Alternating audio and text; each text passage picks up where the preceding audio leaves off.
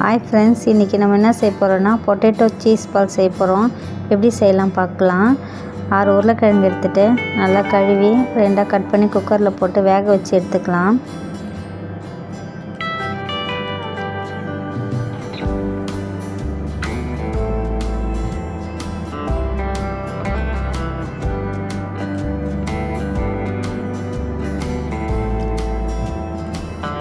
ஒரு 5 விசில் விட்டால் போதும். வெந்ததை எடுத்து தோல் உரித்து நல்லா மசிச்சுக்கலாம்.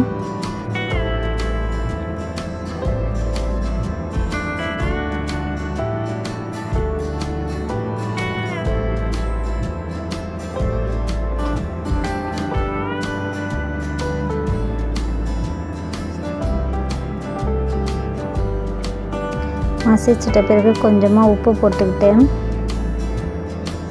கொஞ்சம் மஞ்சத்தூள்,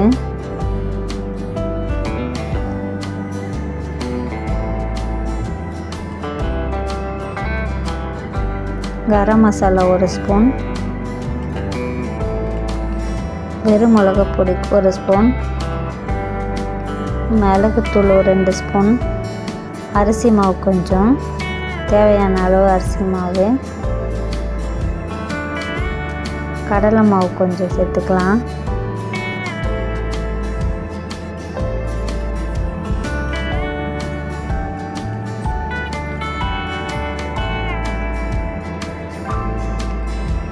எல்லாத்தையும் சேர்த்து நல்லா பிசைஞ்சிக்கலாம்.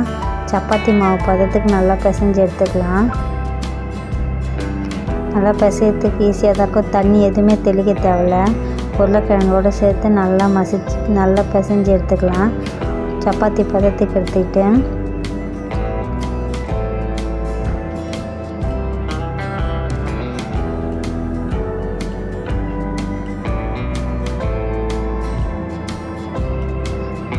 சீஸ் ஸ்லைஸ் எடுத்துகிட்டு அது 4ஆக கட் பண்ணி எடுத்துக்கிட்டு கொஞ்சம் ஒரு பால் சைஸுக்கு நம்ம பொட்டேட்டோ எடுத்துக்கலாம்.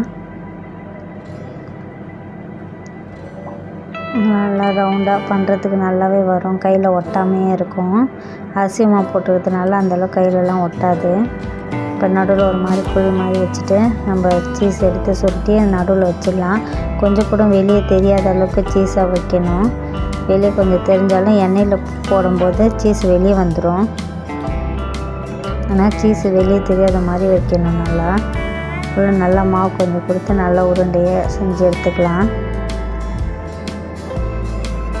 ஒரு வானலில் எண்ணெய் ஊற்றி எண்ணெய் காய்ஞ்ச பிறகு நம்ம செஞ்சு வச்சுருக்க சீஸ் பால் எடுத்து எண்ணெயில் பொரித்து எடுத்துக்கலாம். இது நல்லா உடையாது, தீவாது, நல்லாயிருக்கும். எதுவுமே ஆகாது. உருண்டை அழகாக நல்லா வரும்.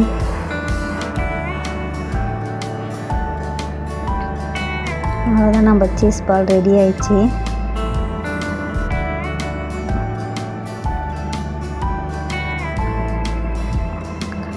கட் பண்ணால் 2ஆக பார்த்தா நடுவில் சீஸ் தெரியும்.